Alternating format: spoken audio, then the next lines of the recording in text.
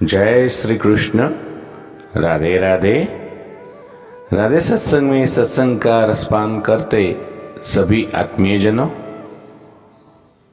श्री वल्लभ की प्रेरणा से प्रेरित होकर राधे सत्संग में आज हम देखेंगे ये सबसे ऊंची प्रार्थना क्या है और उसका फल क्या है। लेकिन इससे पूर्व अगर आपने राधे सत्संग चैनल को सब्सक्राइब न किया हो तो कर देना, जिससे आपको हर सत्संग की जानकारी नोटिफिकेशन से मिलती रहे। एक छोटा सा प्रसंग देखेंगे प्रियजनों। एक व्यक्ति जो करीब मृत्यु के करीब था और मृत्यु से पहले अपने बेटे को उसने चांदी के सिक्कों से भरा हुआ थैला दिया और बताया कि जब भी इस थैले से चांदी के सिक्के खत्म हो जाए तो मैं तुम्हें एक प्रार्थना बताता हूं।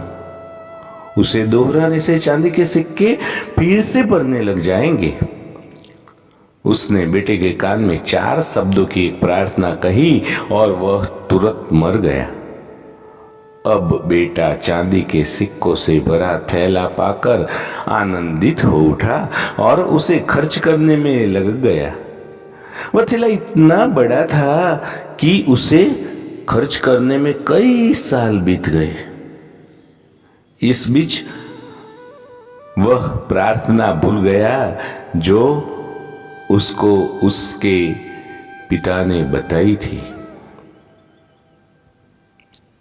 तो अब तो वो प्रार्थना भूल गया था। थैला खत्म होने आया तब उसे याद आया कि अरे वो 4 शब्दों की प्रार्थना क्या थी।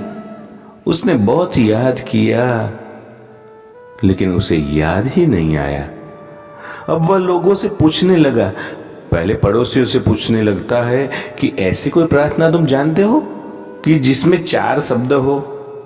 पड़ोसी ने कहा, हाँ, एक 4 शब्दों की प्रार्थना मुझे मालूम है। ईश्वर मेरी मदद करो। उसने सुना और उसे लगा कि ये वो शब्द नहीं थे, कुछ अलग थे। कुछ सुना होता है तो हमें जाना पहचाना सा लगता है। फिर भी उसने वह शब्द बहुत बार दोहराए लेकिन चांदी के सिक्के नहीं बढ़े, नहीं बढ़े और नहीं बढ़े। वो अत्यधिक दुखी हुआ, बहुत दुखी हुआ। फिर एक फादर से मिला और उन्होंने बताया कि ईश्वर तुम महान हो। ये 4 शब्दों की प्रार्थना हो सकती है मगर इसके दोहराने से भी वो थैला नहीं भरा, नहीं भरा, नहीं भरा। वह एक नेता से मिला तो उसने कहा, ईश्वर को वोट दो, ये प्रार्थना करो। ये प्रार्थना भी कारगर साबित नहीं हुई। वह बहुत उदास हुआ। उसने सभी से मिलकर देखा मगर उसे वह प्रार्थना कहीं नहीं मिली जो उसके पिताजी ने उसे बताई थी। अब वह उदास होकर घर में बैठा हुआ था। तब एक भिखारी उसके दरवाजे पर आया। उसने कहा, सुबह से कुछ नहीं खाया, खाने के लिए कुछ है तो मुझे दे दो ना। उस लड़के ने बचा हुआ खाना भिखारी को दे दिया। उस भिखारी ने खाना खाकर बर्तन वापस लौट आया और ईश्वर से प्रार्थना की, हे ईश्वर तुम्हारा धन्यवाद। अचानक वह चौंक पड़ा और चिल्लाया कि अरे यही तो वो 4 शब्द थे, यही तो वो प्रार्थना थी। उसने ये शब्द दोहराना शुरू किया, हे ईश्वर तुम्हारा धन्यवाद, हे ईश्वर तुम्हारा धन्यवाद। और उसके सिक्के बढ़ते गए, बढ़ते गए। इस तरह उसका पूरा थैला भर गया। इससे समझे कि जब उसने किसी की मदद की तब उसे वह मंत्र फिर से मिल गया, हे ईश्वर तुम्हारा धन्यवाद। यही तो उच्च प्रार्थना है, क्योंकि जिस चीज के प्रति हम धन्यवाद देते हैं वह चीज बढ़ती है। अगर पैसे के लिए धन्यवाद देते हैं तो पैसा बढ़ता है, प्रेम के लिए धन्यवाद देते हैं तो प्रेम बढ़ता है। ईश्वर या गुरु जी के प्रति धन्यवाद के भाव निकलते हैं कि ऐसा ज्ञान सुनने तथा पढ़ने का मौका हमें प्राप्त हुआ है। बिना किसी प्रयास से यह ज्ञान हमारे जीवन में उतर रहा है। वरना ऐसे अनेक लोग हैं जो झूठी मान्यताओं में जीते हैं और उन्हीं मान्यताओं में ही मरते हैं। मरते वक्त भी उन्हें सत्य का पता नहीं चलता और उसी अंधेरे में जीते हैं, उसी अंधेरे में मरते हैं।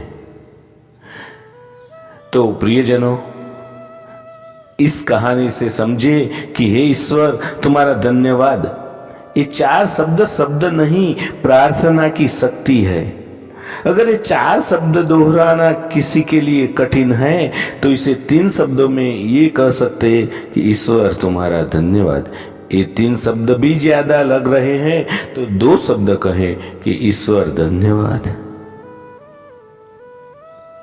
और ये 2 शब्द भी ज्यादा लग रहे हैं तो सिर्फ एक ही शब्द कह सकता है कि धन्यवाद, धन्यवाद, धन्यवाद।